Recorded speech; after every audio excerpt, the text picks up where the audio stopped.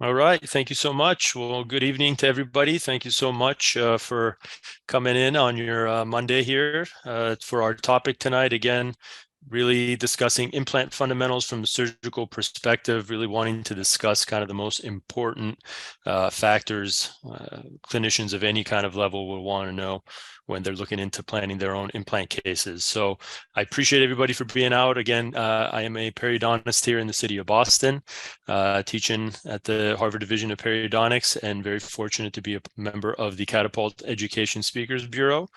Want to first give a very big special thank you to our sponsors tonight, BioHorizons. Without them, of course, this program would not be possible. So really appreciate their ongoing and continued support. There's quite a bit of material that we can get through in this topic over many hours of time, but of course we have a little bit under one. So I'm going to do my best to get through the most important critical points and save some time at the end for everybody so I can answer as many questions as possible. So the presentation overview for tonight, we're going to start and go over some important background facts and figures everybody will want to know, discuss some of the most important risk factors and anatomical considerations in planning any kind of implant case, discuss from the option standpoint, what are the different options you have when it goes to surgical placement, and also have a little bit of a brief description with guided surgery, a topic that's definitely become more popular over time, but a little bit of confusion in terms of how it actually works and what those options are. So we'll discuss that. Really excited to review some of the advancements in implant design. Our sponsor company BioHorizons has really raised that bar not just to another level, but really to another planet with some of these advancements they've brought to us. So be happy to discuss just some of the great advancements they've brought.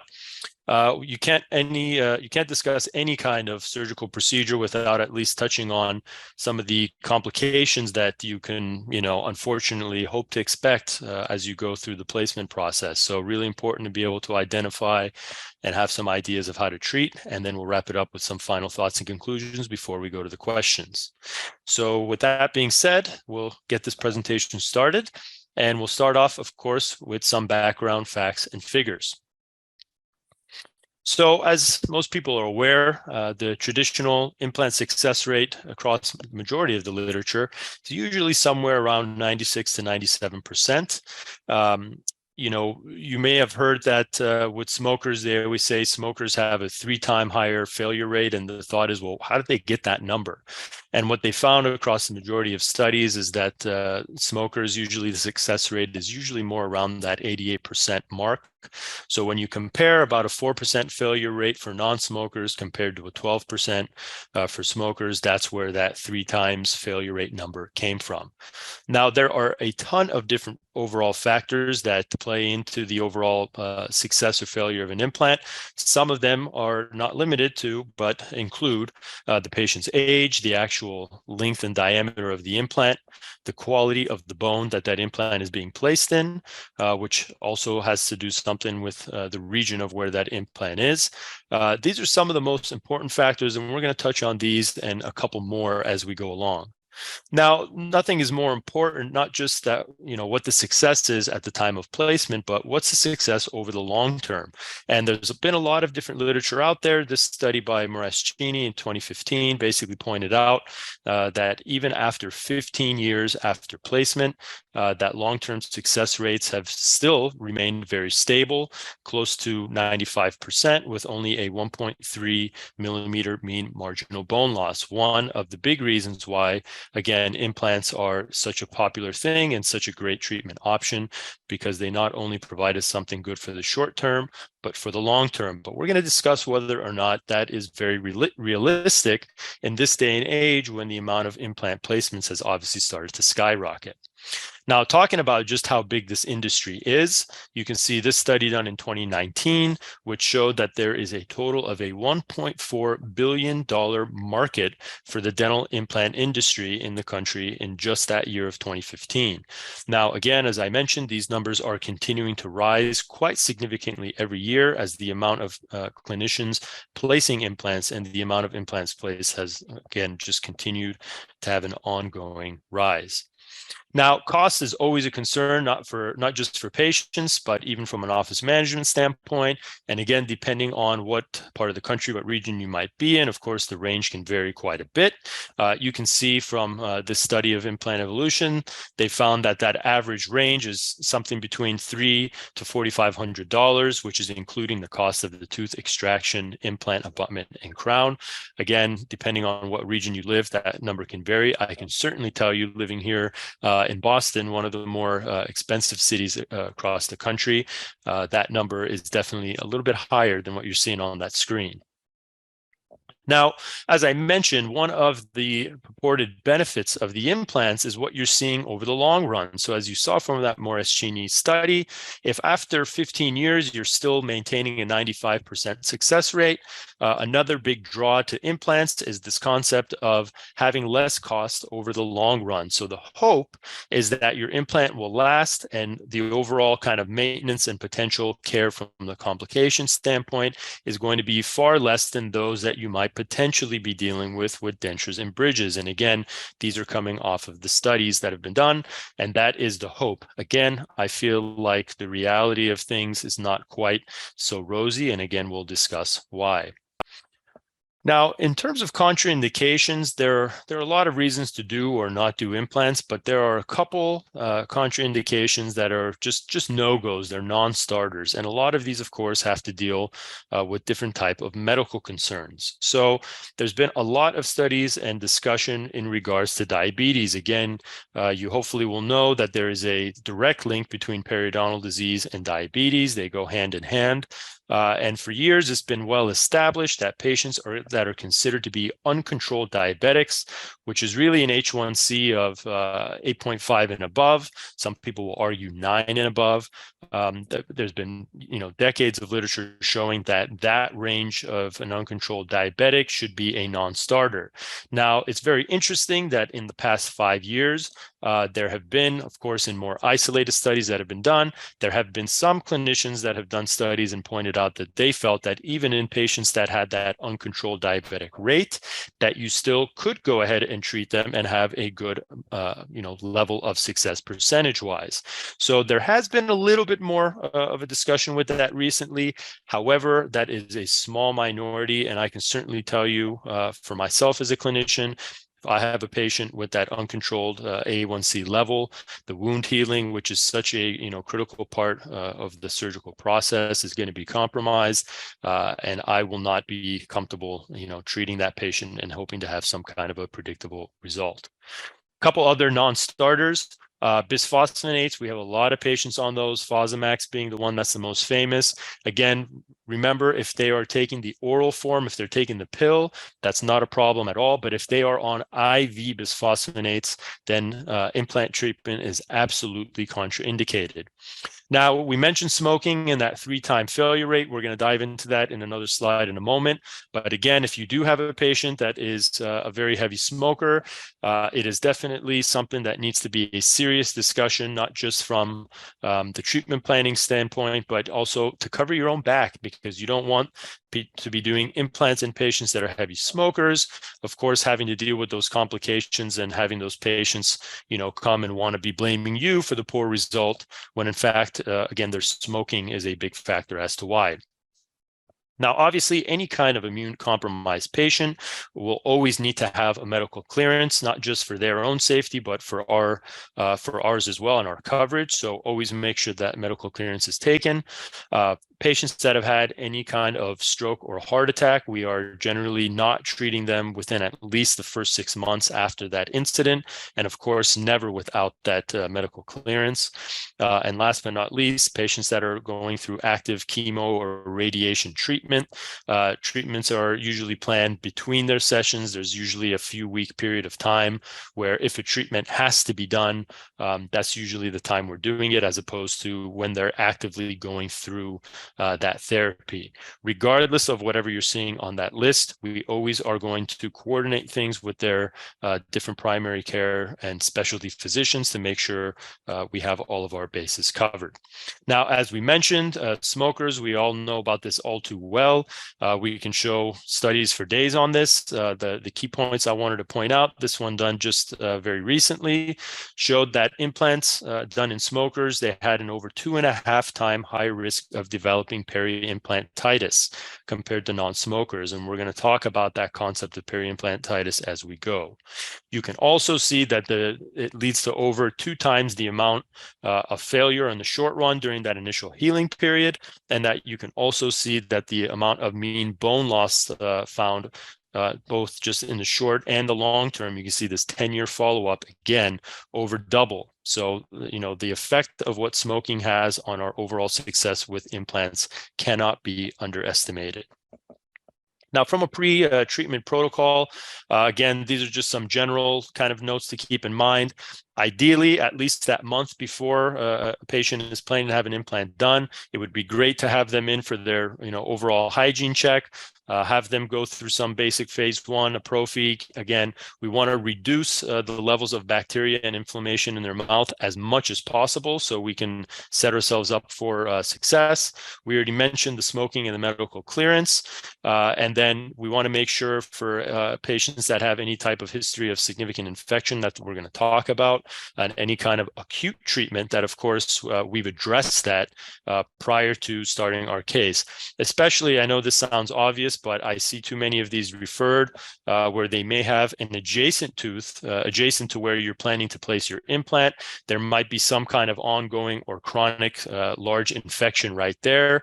And really, it's really ideal to not have to place an implant right next to a site that has some kind of significant ongoing infection. So we see that all too often, and you want to avoid that by all costs. So from a treatment planning standpoint, we're not going to be able to dive into this much, but I wanted to introduce this concept. It's something that you're going to start hearing a lot more of over the next few years, and something I highly encourage you to look into. It's this concept of doing saliva testing. And why this is so important, there is a company that I now am talking with and working with called Direct Diagnostics that offers this type of saliva testing. Why it's so important is because they test these 5 different bacteria from a very simple test that I'll show you in the next slide.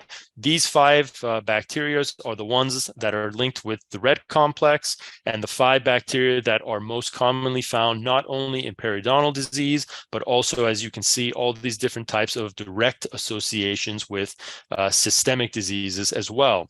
So from an implant planning standpoint, this is such a great tool for us to have, because if we're able to test our patients before placing these implants, and we can see that they may have a high profile of one or maybe even multiple of these implants, again, from a treatment planning standpoint, the advantage this gives us cannot be underestimated.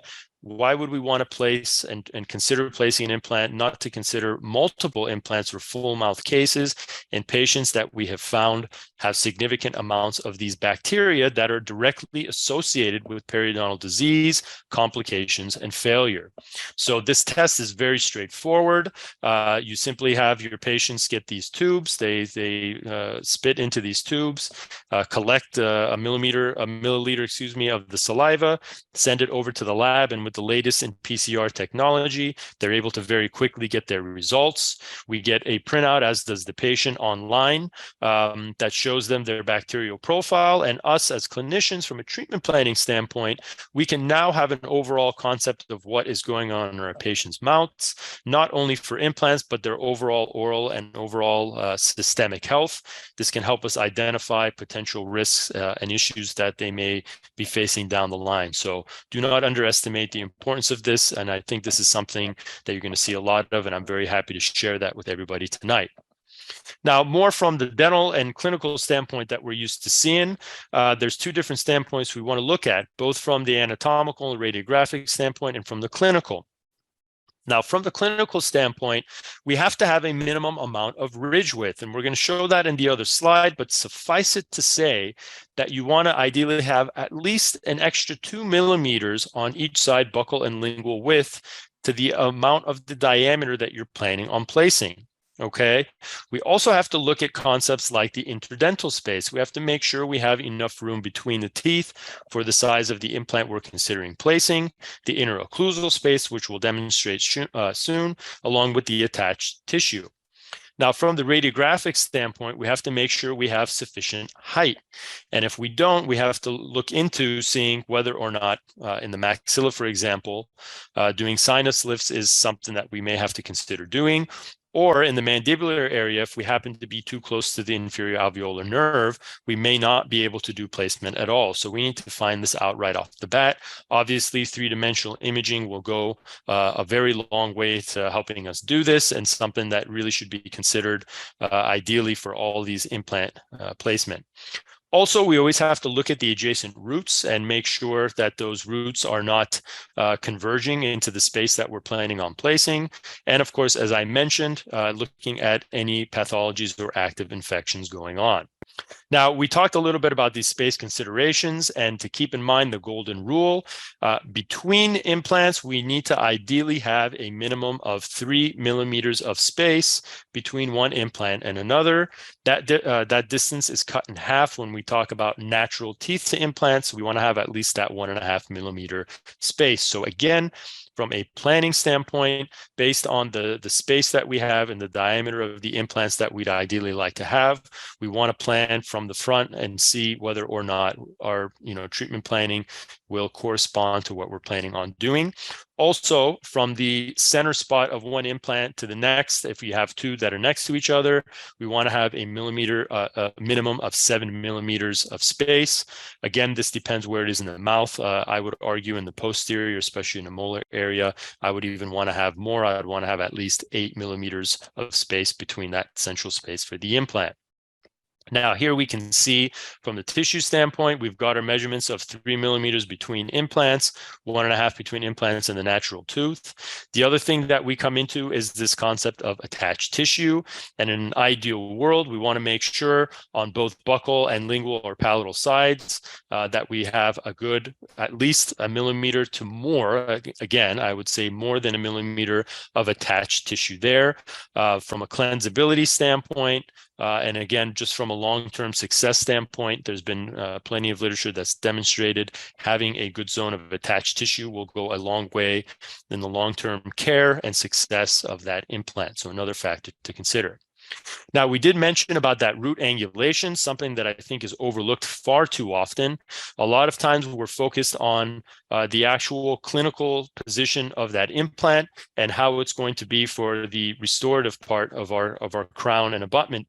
And that, of course, is very important. But a lot of times, if we're not paying attention to those roots and checking about the angulation and the convergence, we may have a situation where clinically we have an implant dead center exactly where we would like. But as you can see, for example, in that middle cartoon, if it's encroaching on the space of that root, it can lead to complications. And sometimes it could even bump into that root to the point where it starts to flare that up and the other tooth will need endo, if not more. So a lot of times you'll see, ideally, we'd like to mimic the angulation based on the curvature of that root with the implant placement itself.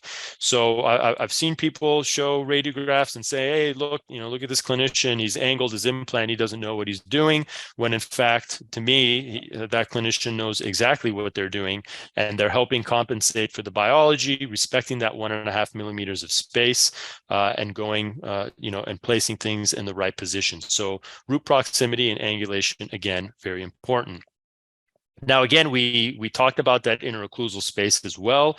Very important before when you're seeing that patient clinically, that when you evaluate the space, you've gone through the process of looking at the attached tissue, the overall width and the interdental space, but then you'll also want that patient to bite down, and you'll want to see how much interocclusal space you have. And as you can see on that bottom right clinical photo there, if you do not have sufficient space, then implant placement is going to be contraindicated, unless, of course, you want to go through some prosthetic process to either open the bite or to have to do some kind of prophy endo and restoration to see if you can reduce the opposing arch enough to provide that space.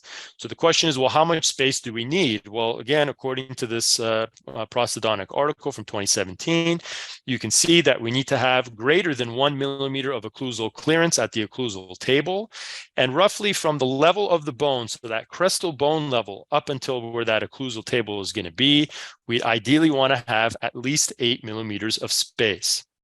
Now, whether you are deciding to do a cement retained or screw retained crown, of course, that factor can differ, but as you can see, for these cement retained restorations, they argue you want to have at least 5 millimeters of space for that cement retention to be there. And again, looking at that implant abutment interface, you can see the amount of space is being suggested both for not just only the crestal bone level, but the prosthetic platform itself. So again, a lot of these different calculations and considerations to keep in mind, which is why it is so important that you check from a clinical standpoint diagnostically in your treatment planning, that you make sure that that inner occlusal space is sufficient to support the implant. A lot of times, again, it's not an issue of placing the implant. It's going to be the restorative factor that is going to be potentially the limiting factor for your placement. So another thing that really isn't really mentioned often in the literature so much, but something that I wanted to share from my own experience over the years, is this concept of a chronic history of infection. And what I mean by that is you will have teeth that you will want to be treatment planning implants for, that right off the bat, when you see the patient for that initial consult, they will be right off the bat telling you about the issues they've had on that tooth. It'll be that tooth that the patient will say, "Oh yeah, I've been dealing with this tooth for 20 years. Oh man, I've done so many things. I've done one root canal after another. Ever since I was a kid, this tooth was always giving me trouble."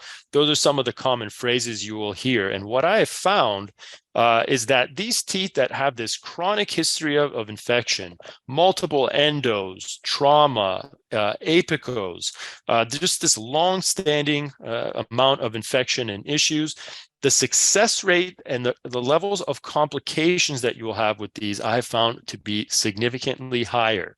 Now, again, the reasons for them can vary. There's some argument about this chronic history of bacteria that's been just sitting around that tooth and in the bone for years, sometimes decades. So even once that tooth is extracted and you have maybe curetted and cleaned out and flushed the area, there's this thought that there's still this bacteria that's just been sitting there for years or decades that kind of embeds itself into the bone and can create complications.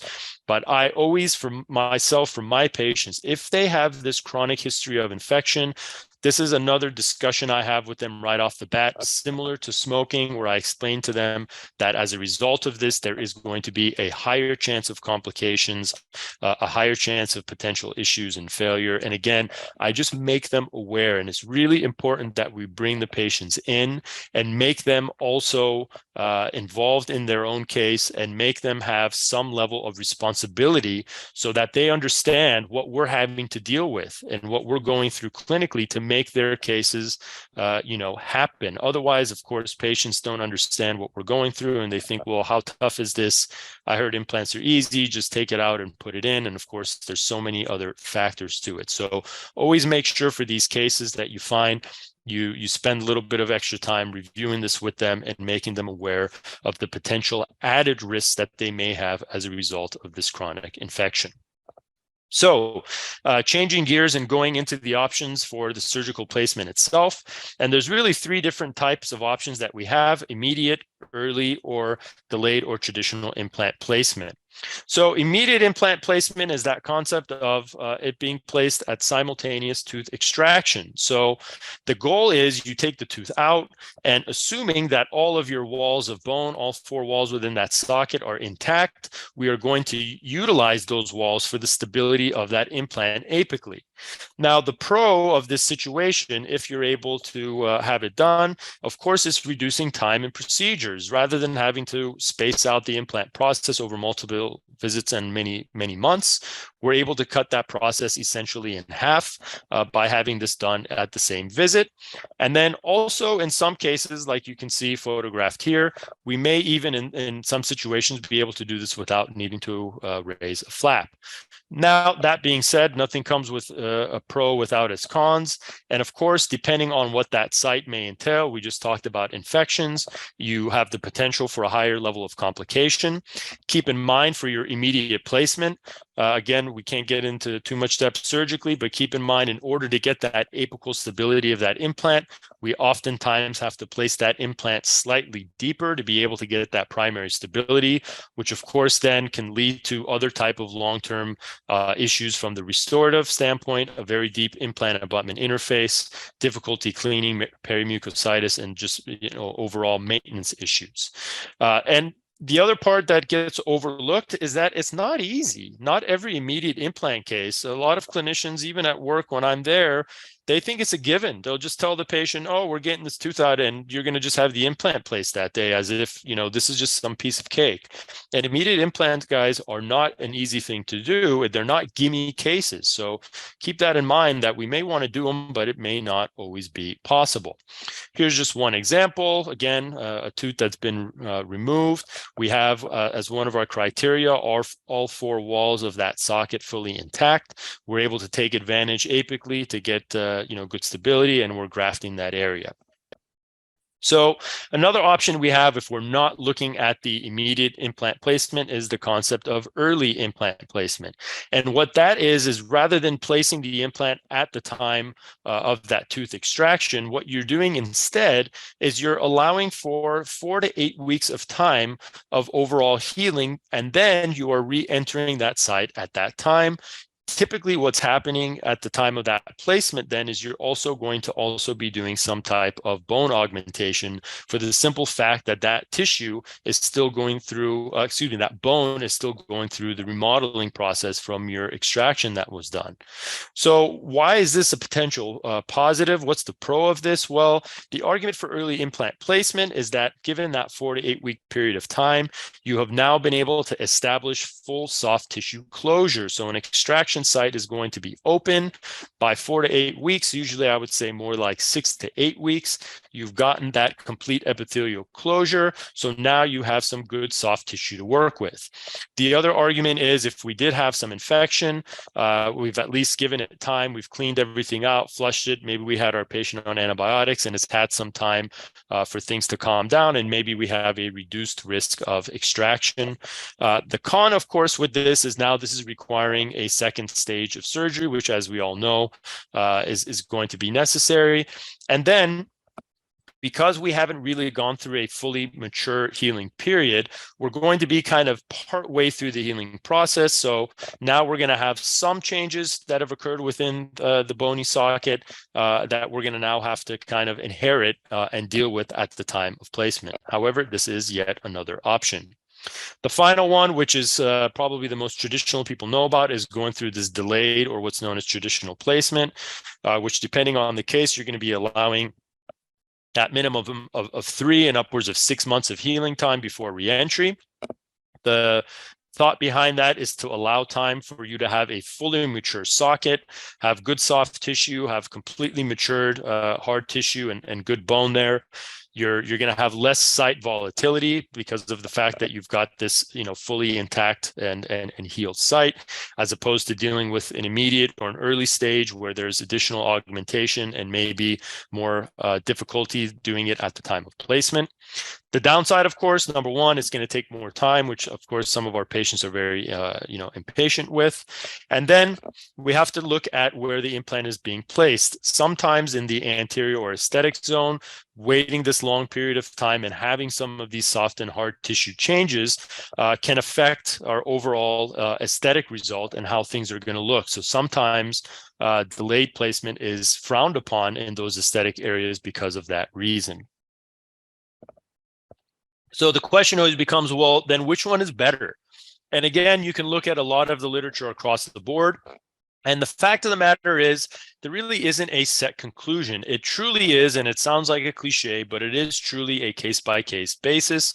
It does depend on what your starting position is, what your soft tissue and hard tissue is, if there was acute or chronic infection, the patient's medical condition, how's their wound healing. There's a lot of factors to consider. You can see some articles have opted for that early placement. They'll say, hey, we're getting that soft tissue closure. We're allowing some superior stability by doing it that way. So that's even better to do than immediate implants. And then some other articles which have shown that, hey, as far as we're concerned when it comes to failures, which is obviously our biggest fear, there isn't really that huge of a difference between either of the three, even through a medical meta-analysis. So some literature will argue you could really go with either, and your success long-term isn't going to be significantly different. So the take-home really is more to know that those three options are available and really take into consideration, based on your specific case, which one would make the most sense for you. Now, we mentioned briefly about the guided surgery, and I just want to run through what it is and what exactly it means.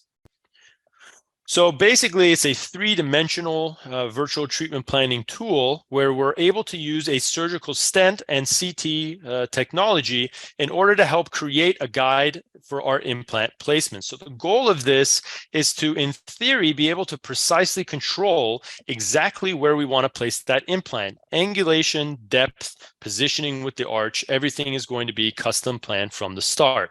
So the way this basically works, there's two different options that you have. The first is that we get a CT scan as part of our initial planning. We then, using that CT scan, take it and fabricate a surgical stent, and then we use that stent at the time of surgery to do the guided case.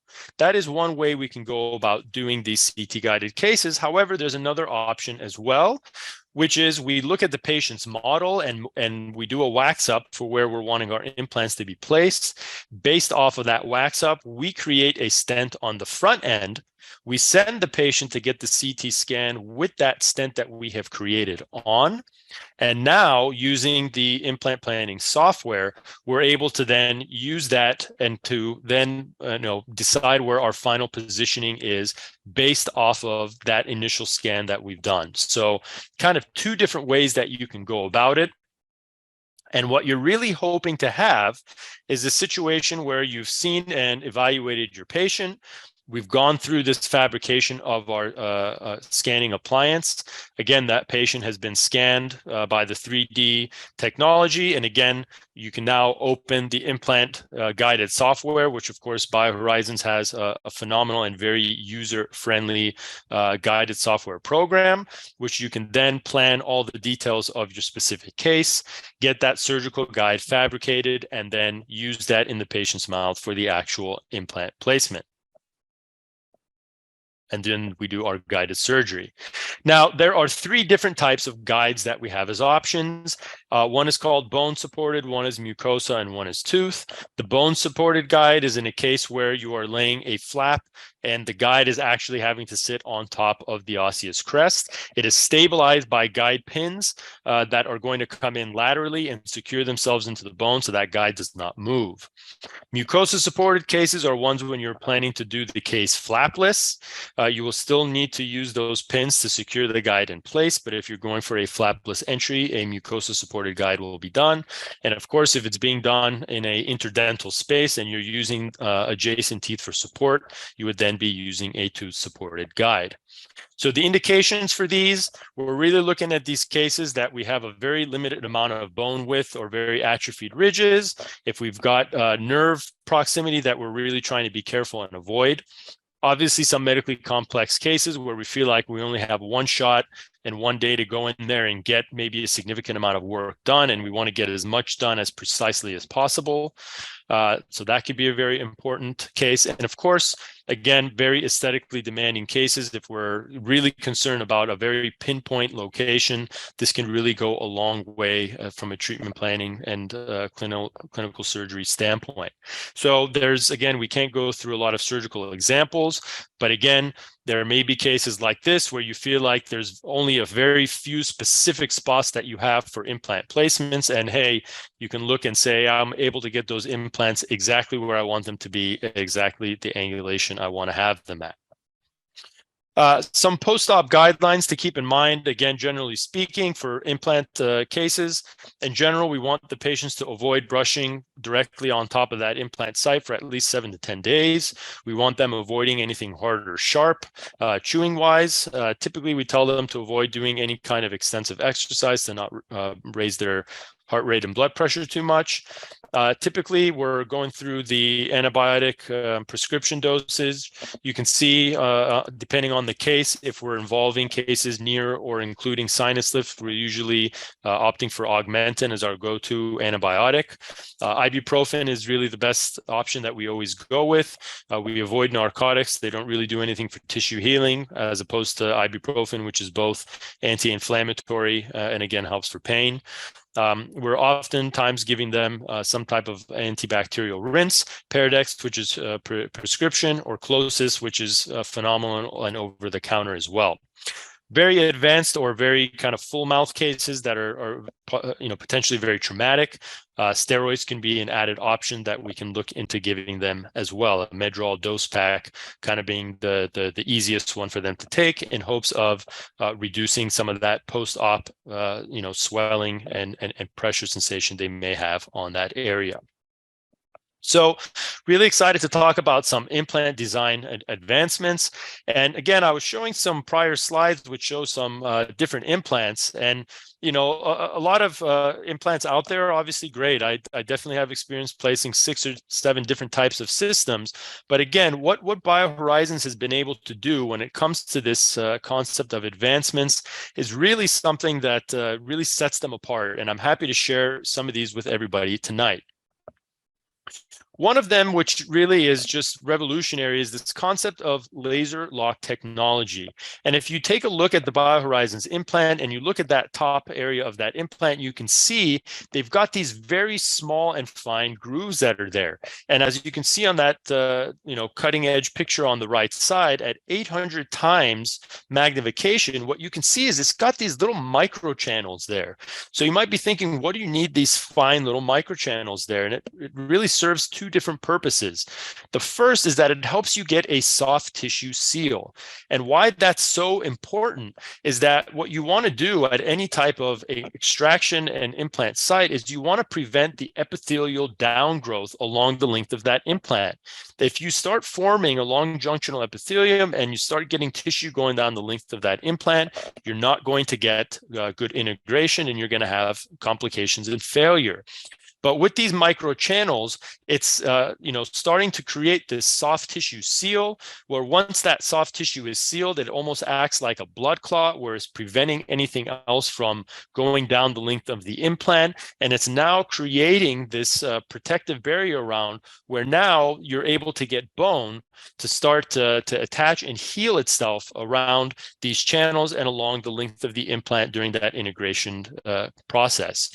So really, right now, this Laserlock technology is the only implant that you'll have that has both hard and soft tissue integration concepts to it. In addition to that, there's a lot of other concepts that it does that I'm going to demonstrate on this slide. First is that it has this concept of platform switching, which you might be very familiar with, which is basically tricking the bone at the crestal level in order to help maintain your bone levels. And what you'll find with these BioHorizons implant, and I'm going to demonstrate that in the next few slides, the amount of bone that you are able to retain at the crest in comparison to other implants that are out there is really unparalleled. And what you need, most importantly, for the long-term success of your implants, it's all about maintaining the bone. And a lot of times we have this concept and we've accepted this thought that when implants heal, they're naturally going to lose bone down to the first thread, and that's where things are going to settle. And what they've been able to do with these implants and this Laserlock technology is they've blown that concept completely away. There's no reason that you have to lose bone down to the first thread. We can now predictably maintain bone all the way up to the crestal part of that implant. And it's really something that has never been done. The other part that you can see at the apical area, you can see that aggressive thread form that we have. So it's got a very aggressive cutting edge and self-tapping concept, which is really important because what's going to happen is when you're placing that implant into the bone, it's going to give you very good primary stability. Okay, so you really want those grooves of that implant to really be able to bind itself into that bone and give you that solid grip, whether you're doing an immediate implant or a more traditional implant. By having that aggressive thread form, we can have an implant that has very strong primary stability. Now, we talked about those microchannels, and we're going to go back and we're going to take a look at this, and you can see in this histological section what it's able to do.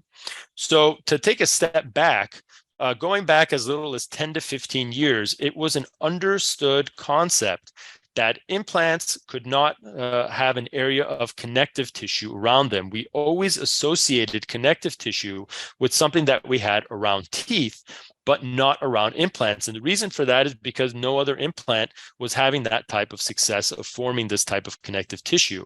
But again, what this Laserlock technology has been able to do with those microchannels that we were able to show during that healing process, we actually can now see histologically connective tissue that is physically attached to that Laserlock surface.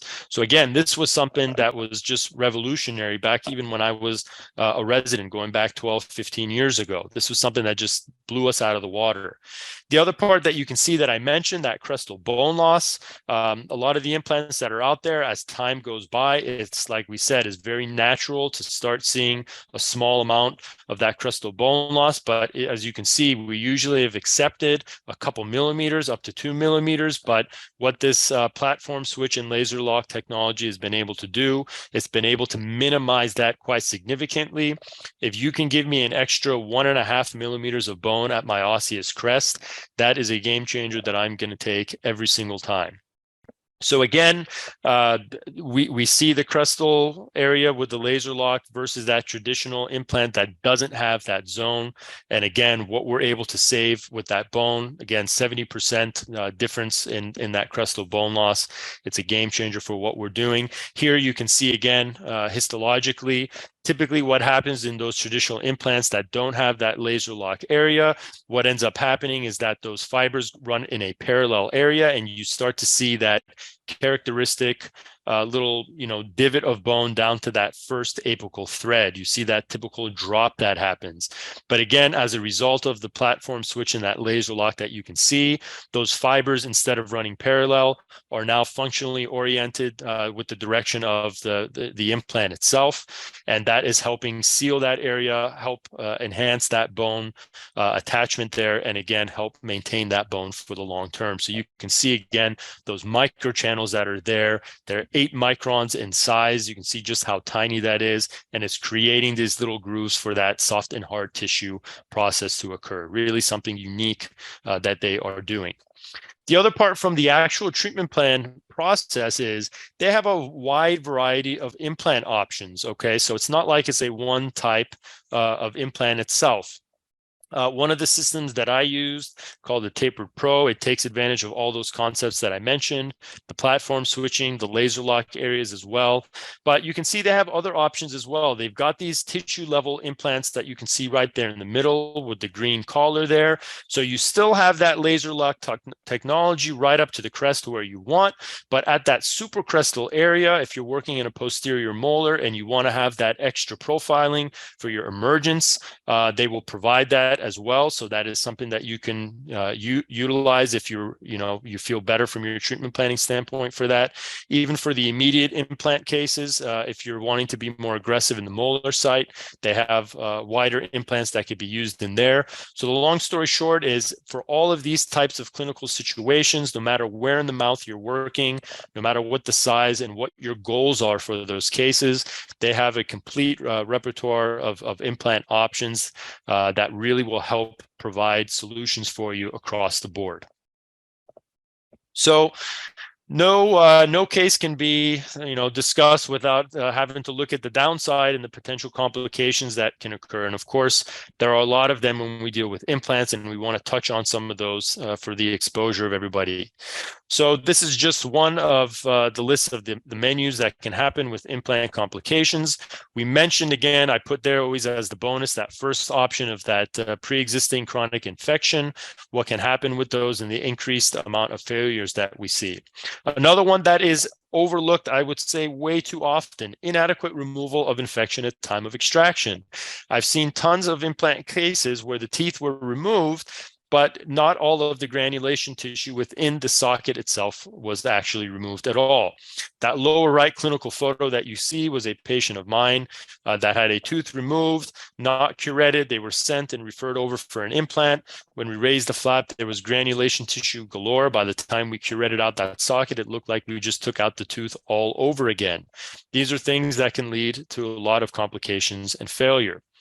Other options, again, medical history and smoking that we mentioned, poor home care and perio disease. Again, saliva testing can go a long way. The patient's home care can go a long way. And occlusion is going to be another major overlooked concept, and we're going to touch on that as we move forward here.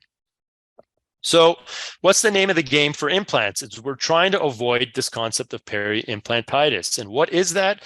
It's basically a site-specific infectious disease that, through this inflammatory process that occurs, results in a loss of soft tissue, a loss of bone, and therefore we lose the integration of that implant. That is our biggest fear in doing these cases, and something that we are trying to avoid by all means. Now, there's another word that you may have heard, another term called PeriImplant Mucocytis, and there's a lot of confusion. What's the difference? And basically, in a PeriImplant Mucocytis case is where you're just seeing a soft tissue response. You might have at the coronal area an area of localized swelling. You might even have early stage of suppuration, but your bone itself may be intact. So you haven't gotten to the point of full-blown PeriImplantitis. But if that PeriImplant Mucocytis is not addressed, with time, it will transform and turn into PeriImplantitis if it, again, isn't taken care of. And in PeriImplantitis cases, we're really talking about, like we mentioned, that loss of bone, loss of integration, mobility of the implant, and unfortunately, ultimate failure. Now, this is something that we really have to keep in mind, because as you can see, and we talked about this in our very opening concept of slides, the number of people, according to the American Academy of Implant Dentistry, starting to place implants is increasing by 500,000 annually. So as more and more and more patients are getting implants, we can, of course, assume that we're going to get a higher amount of failure. And what we've seen now, according to this article that was done just a couple of years ago, is that this prevalence of PeriImplantitis only 2 years after an implant has now reached as high as 20%. So this makes sense. If we're starting to place a significant amount of more implants, we can expect to also see a lot of complications. So really important that we understand why these things are occurring and what we can do to help avoid that. So again, some other articles will state that now approximately 10% of all implants placed are being removed, and that we're seeing some combination of either PeriImplant Mucocytis or PeriImplantitis in 1 out of 4 cases in some practices, if not higher, across the population. So whereas traditionally we think of implants as being highly successful at 96%, I am definitely of the camp that argues that the amount of complications is much higher. We're seeing it a lot more as more people are starting to place them of varying levels of experience, and that success rate is going to continue to drop with time if we're not being more careful. So there's a lot of contributing etiologic factors, some that we mentioned already. Some of the other ones that we mentioned, the adverse loading, the patient's overall oral hygiene, and of course their overall maintenance and care. And we're going to discuss some of this moving forward. Again, a lot of these kind of straightforward treatments are not being having the level of success that we're wanting them to have. So we're really wanting to focus on this concept of removing as much biofilm and doing as much work we can on the front end to maintain our implants as possible. We showed that slide early on about the cost over time, and the argument is that the cost of implants is less with time as opposed to crowns and bridges. But again, I would argue in these cases, if we're not careful and we start getting these implant complications, that cost can significantly rise. And these are different clinical examples that we definitely want to try and avoid. So we've got that red complex of bacteria that at least from saliva testing, we can identify and try and see if some of our patients are at increased risk. And the main concept of PeriImplantitis is this concept of biofilm. It's the biofilm that's in there that we're trying to manage and remove and keep the area as clean as possible. And one of the problems with biofilm is that they're refractory to antibiotics. So a lot of times our patients will come to us and say, well, if I have a little infection going on, can't you just give me an antibiotic and have it be taken care of? And unfortunately, the answer to that, of course, is no, because the biofilms aren't going to be something that are going to just be eliminated because we've given our patient antibiotics. And as you can see from the biofilm attachment from a lot of different literature that's out there, the unfortunate part is that biofilm will attach itself onto an implant the same it does as a natural tooth. And because our implants are threaded, of course, we need them to be threaded and roughened for the sake of having that good stability and having that bone osseointegration. But what that also means for the sake of bacteria and biofilm is that it's going to also be able to attach that much easier as well. So we really want to be on top of things as much as possible to keep these implants as clean as we possibly can. And we don't have time, again, from a surgical standpoint to go in depth, but there are a ton of different non-surgical perio options that are out there that we are using to help remove and reduce the amount of biofilm as much as possible. One of these is this concept of air polishing through the use of glycine powder or erythritol, which is something that has started to take over a lot more. You're able to go in with these air polishing areas and be very gentle to the implant. It is not abrasive. It is highly effective in cleaning and removing these areas of biofilm, and it will go a long way for the overall success of your implants. It's something your hygienist can do during every maintenance visit. It's very inexpensive. It's very straightforward to do, and again, highly effective. It has been proven over and over again in the literature in reducing pocketing around implants, reducing PeriImplantitis and PeriImplant Mucocytus because of, again, the fact that you are removing this biofilm. And it is far more convenient and comfortable for the patient and effective than just going in with hand instruments or ultrasonics. Water flow treatment is another option in addition to the air abrasion. You can go in with water flossers and be highly effective in removing plaque biofilm. You can see the study from USC Dental School, which showed just 3 seconds of that water flosser could remove almost 100% of plaque biofilm, whether it's around teeth or implants. So another important concept. And another very important company that I think goes a long way in this bacterial reduction is PerioProtect. Again, we can't go in depth in this, but worth looking into.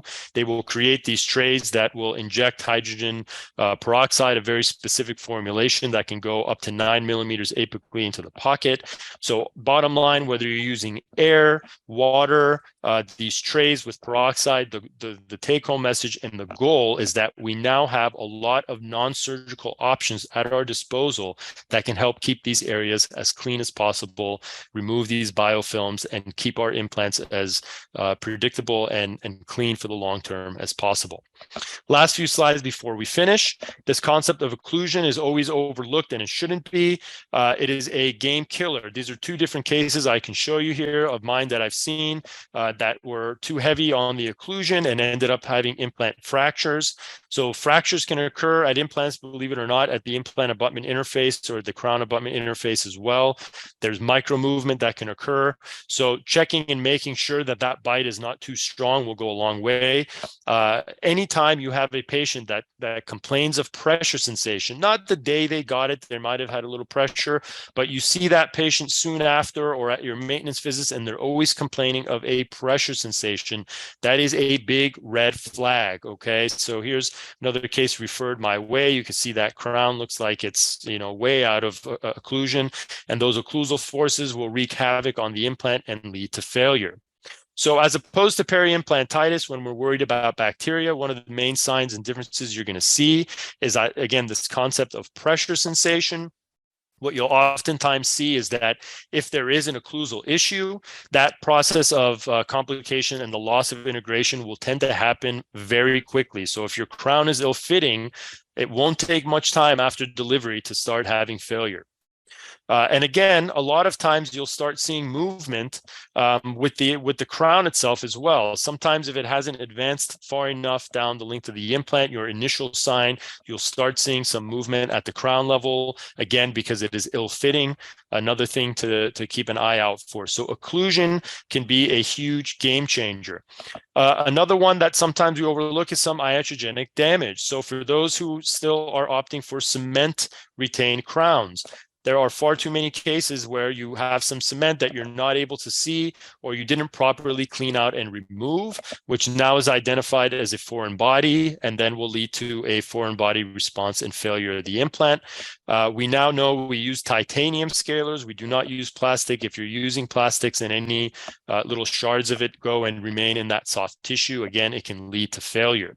So like I said, with cement, the body's going to identify this as a foreign body. It's going to lead to a rapid amount of bone loss. You're typically going to see that happen first at the occlusal third of the implant, because that's usually where that cement is located. That top right photo, a patient of mine that I had a similar failure, you can see that significant amount of cement all around that implant abutment over interface that was excess.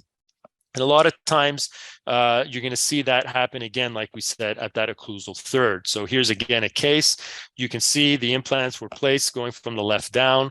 They had been stable initially, no problems at all, but then you started seeing this cupping of bone loss. You start seeing these clinical signs of cement that were there. The patient was having, ear pain. They had a rapid amount of bone loss, and long story short, these implants failed as a result of this a large amount of cement that was left over. So in conclusion, there's a lot of different factors that come into play. Some of it, of course, is on us as clinicians. We've reviewed a long list of surgical and anatomic considerations, radiographic things to look for, iatrogenic concepts, but we also have to include our patients in this concept. We need to make them aware that their own home care and their own maintenance of their site is going to be just as important to helping the long-term success. It's not a one and done thing. Our patients can't think, oh, I've got this implant, I'm set for life. They need to understand that they have to take ownership just as well. So hopefully between having our patients on a good long-term maintenance program, taking advantage of some of those non-surgical options to remove the biofilm, and again, having good overall clinical technique at the time of placement ourselves, we can create an overall atmosphere that will lead to long-term success and stability. And obviously, our other big factor is taking advantage of the incredible advances in implant technology that BioHorizons has provided us with their Laserlock, their platform switching, and their different implant placement profiles that they have. So with that being said, stay tuned. Please keep in touch with us and BioHorizons. We're going to be going in a lot more depth with a lot of these concepts in future lectures. Of course, again, we try to give everybody as much of an overview as possible in a very short period of time. So thanks for your patience. And I know I had to rush through this, but I wanted to make sure we got through all of that. So from the city of Boston, again, I want to thank everybody so much for being out there. If anybody would like any more information or to reach out, there's my information there on the website, and there's a QR code if anybody wants to reach out via social media to message directly or keep in touch moving forward. So again, I thank you all for taking time for your evening. I will stick around and go through and answer as many questions as possible for those who want to stay around, and of course for those who are ready to go eat dinner or go watch some Monday Night Football. I wish everybody a great night. So one question here is, hi, curious to know more about the saliva test. Do the results change based on the lifestyle of the patient, and might they change dynamically depending on the diet? So yeah, definitely one thing to keep in mind in with this concept of saliva testing, that is certainly dynamic, right? There's a lot of different things that can come into it. One thing that you're going to see is that when you do the testing and you get your results, they're also going to provide you with a protocol based on which bacteria they potentially tested for. Again, if it's one or a combination. And they're going to recommend to you a antibiotic protocol in hopes of reducing that bacterial load. So again, they're going to target those specific bacteria with the antibiotic based on which one it is. And so the concept would be you would have the patient tested. If you identified some bacteria that were particularly high, you would go through that regimen, give them some time, let's say have them come back in about a month, and do the testing again and see and make sure that you're able to lower that bacterial load. So certainly with time, that can be dynamic, correct? So you can definitely see that. However, knowing all of those systemic links, this is another discussion because there will be patients that won't know that they may be very highly susceptible or have these direct links to, for example, Alzheimer's or diabetes, based off of the bacteria that they're presenting with orally. So what we can do to make them more aware of some potential systemic issues is also a big deal. So it plays a role for us from the front end and trying to be maybe potentially a little bit more selective in our cases and at least introducing what it is, because there may be situations where, you know, the treatment planning and surgical aspect, we do everything by the book and we do a grand slam, but they may end up having complications and we're sitting there scratching our head thinking, you know, it doesn't make sense. Everything went so well. Why is there failure? And little do we know, it might be because of this bacterial profile that they have. So again, a really important concept to point out and really why I mentioned that. Perfect. So this one says here, your recommendation about leaving the facial buccal half of the tooth to preserve the facial buccal bone. Yes. So when talking about immediate implant placement, there have been some studies that have been talking about trying to leave a little part of that tooth on the buccal side in hopes of kind of preserving the bone. You know, that is another surgical technique. I don't have an issue looking at that for the time of the actual placement. However, I think one thing that makes me a little bit hesitant with that sometimes, especially in the aesthetic area, is that what we deal with is that, especially in that maxillary anterior, that's where our buccal bone is the thinnest. And this is where the CT scan plays a really big role. If we see we've got that very thin buccal plate, what we don't realize sometimes is that we will keep that buccal half of the tooth to try and preserve that bone. But what we don't know is that when we actually go to take that out, that buccal plate might be so thin that, you know, not because our technique was bad or we were doing a traumatic extraction, but that buccal plate is so thin that when we take out that remaining buccal amount of tooth structure, that bone might either be very thin or it might be dehisced or fenestrated. And for me, if I'm thinking about an immediate implant and I have an area of fenestration or a dehiscence, that's changing my thought process, and that's changing, you know, the decision making of whether or not I want to do that implant. And frankly, for me, again, especially in that aesthetic area, if I have a dehiscence of any kind, that changes the game, and I'm not doing an immediate implant. So for me, that technique, you know, does have some merit, but it's not something I like going with, because if after I've done that implant, once it's in there, if I after the fact find out that I end up actually having some kind of a dehiscence or fenestration, it's too late. My implant's already there, and now I might be facing a lot of you know, different type of soft and hard tissue issues, you know, over the long run. So that's kind of my approach with that. So we talked here about the antibiotic regimen and the steroid in terms of when we would do it prior to surgery. So certainly you can get the patient started on both the antibiotics and the Medrol pack prior to surgery. If you're doing so, you can do it as soon as 2 days before.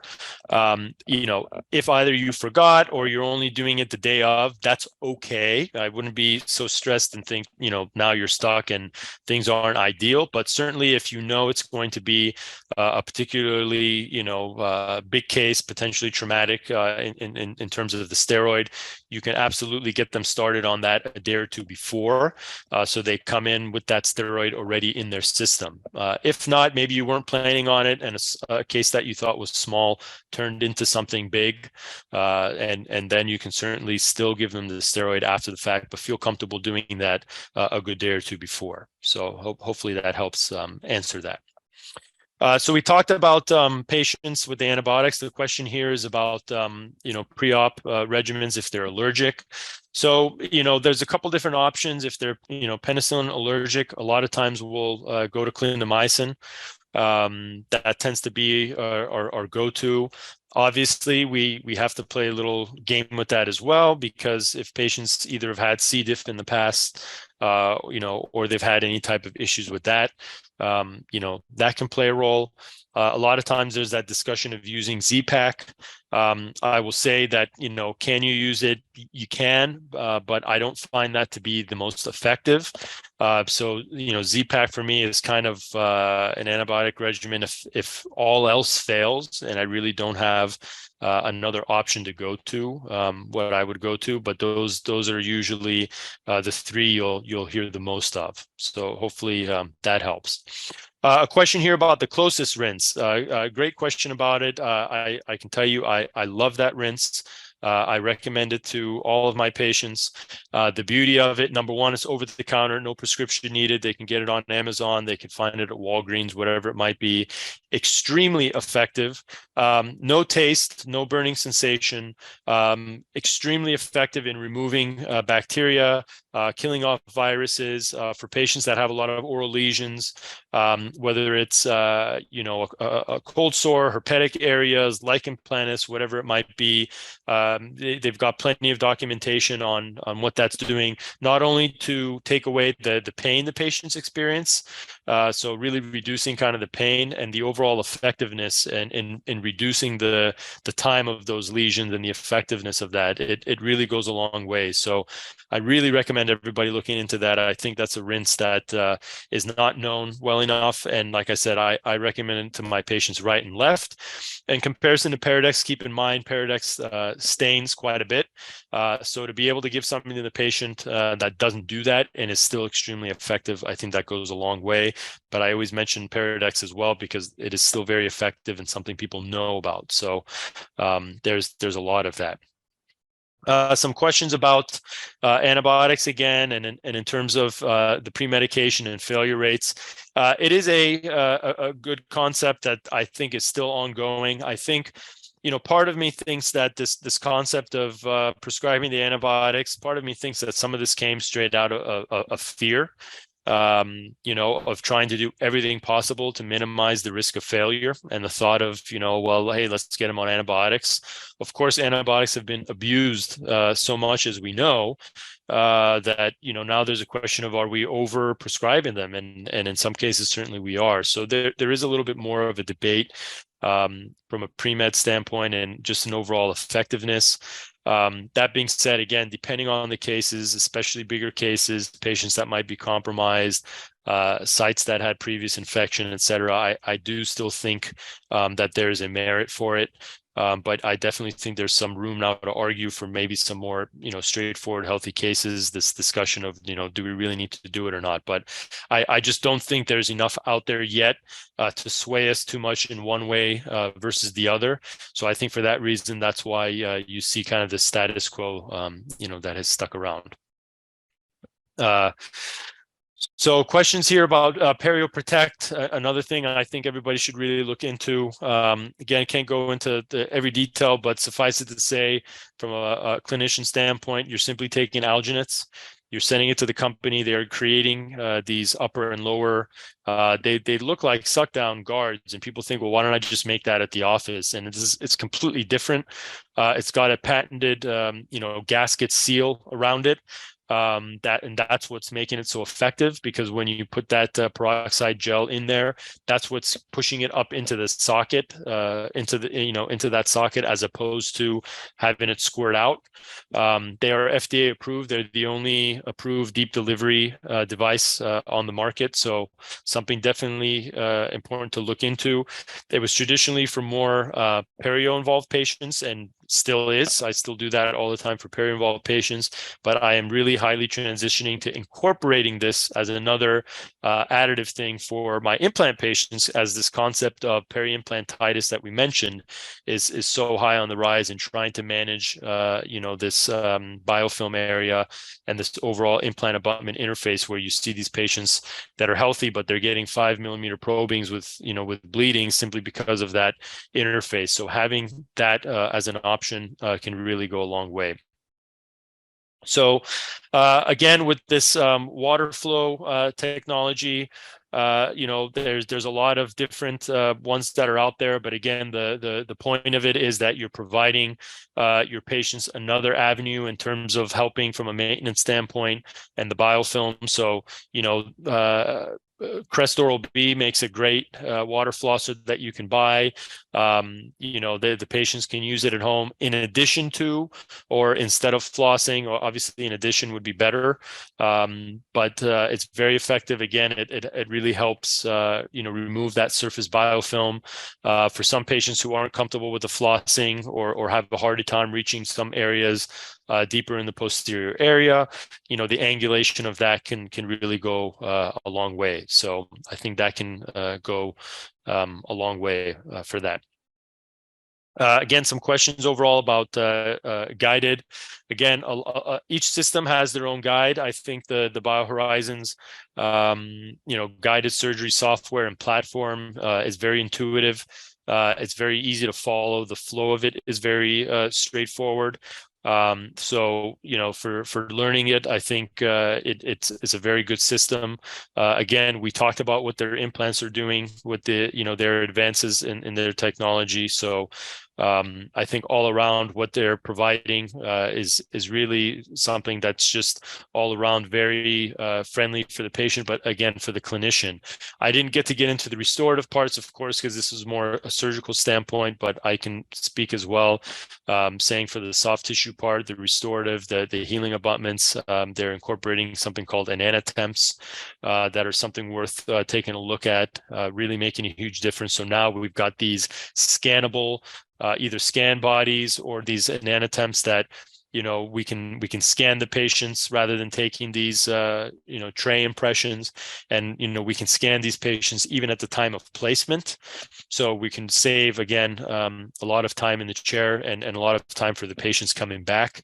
So another aspect of what they do that is unique and something worth looking into. Again, I didn't have time to really go into the restorative process, but again, that's it.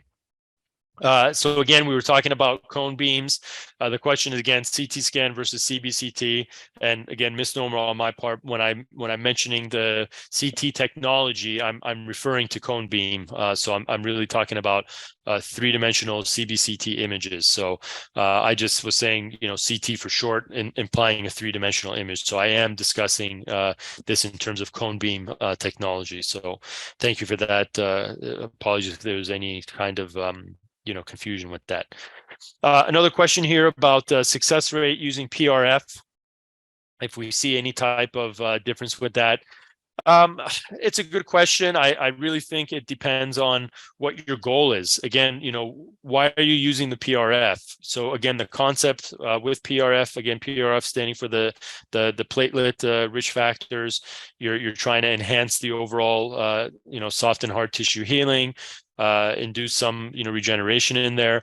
And really the question is, depending on the case, do you really need it or not? So for me, PRF in an area that you're doing a large ridge augmentation and you're really trying to throw the kitchen sink at it, you're maybe having a little bit of an extra time factor, and really trying to, again, throw every factor in there you can for success. You can make arguments for it, but looking at cases where you have great bone, you've got good soft tissue, the added success that you're going to get using PRF versus not, I don't think is really that negligible. I don't see this significant jump in that, or else, frankly, if you think about it, we'd all be discussing this as kind of part of standard protocol. So not only is it a little bit of a pain in the butt in terms of having the centrifuge and needing to draw the patient's blood and going through all that, but like I said, I don't think you see that huge jump in the overall success to be able to argue that you would be doing that. So that's kind of my two cents on that. That's all the questions there. So again, thank you to everybody. I hope that helps get through everything. Again, feel free to reach out directly with anything else. And I appreciate it. Have a great night, everybody.